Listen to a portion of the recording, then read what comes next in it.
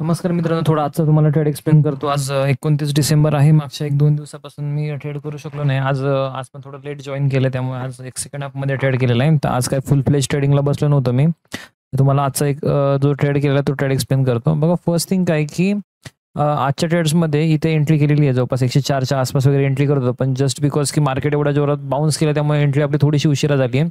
आपलं जे टार्गेट होतं जवळपास इथपर्यंत होतं, 119-120च्या आसपास टार्गेट होतं.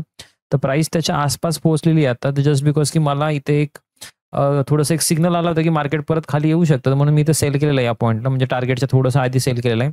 बघू शकता मार्केट थोडंसं वर चाललं, पण डिसेंट इनफ मी थोडासा छोटा प्रॉफिट बनवलेला आहे. तर काय हरकत नाही. याचं लॉजिक असं होतं की प्रिव्हियस सपोर्टपर्यंत प्रिव्हियस रेजिस्टन्सपर्यंत मार्केट पोहोचलं होतं. प्रिव्हियस रेजिस्टन्समध्ये करेक्शनसाठी आपण प्ले केला होता. असं नाही की फुल डे व्ह्यू आहे आपला की मार्केट खाली पडेल किंवा फुल डे वर जाईल, असा काही व्ह्यू नाही आहे. फक्त एक शॉर्ट मी जस्ट वे मी आला आणि एक प्रिव्हियस रेजिस्टन्सच्या आसपास मार्केट पोहोचलं होतं, म्हणून प्रिव्हियस रेजिस्टन्सच्या आसपास एक इनगल्फिंग कॅन्डल मी आली. तर बस सिंपल एक शॉर्ट केला आणि मार्केट त्यानंतर एक प्रिव्हियस सपोर्टपर्यंत जाण्याची आपण वाट बघत होतो. तर प्रिव्हियस सपोर्टपर्यंत मार्केट आला आणि त्या आसपास एक ग्रीन कॅन्डल मला निफ्टीमध्ये बनताना दिसत होते आणि इथे रेड कॅन्डल बनते पुढच्या चार्ट्समध्ये. तर एक सिग्नल थोडेसे आले होते की मार्केट मे बी परत करेक्ट करू शकतं. तर परत या पॉईंटच्या आसपास मी एक चांगला प्रॉफिट, डिसेंट प्रॉफिट रन केला. बघता की मार्केट परत वर चाललं आहे आता आणि आपण जवळपास 115ला एक्झिट केला आणि 116 चालू आहे. तर ठीक आहे, काही हरकत नाही.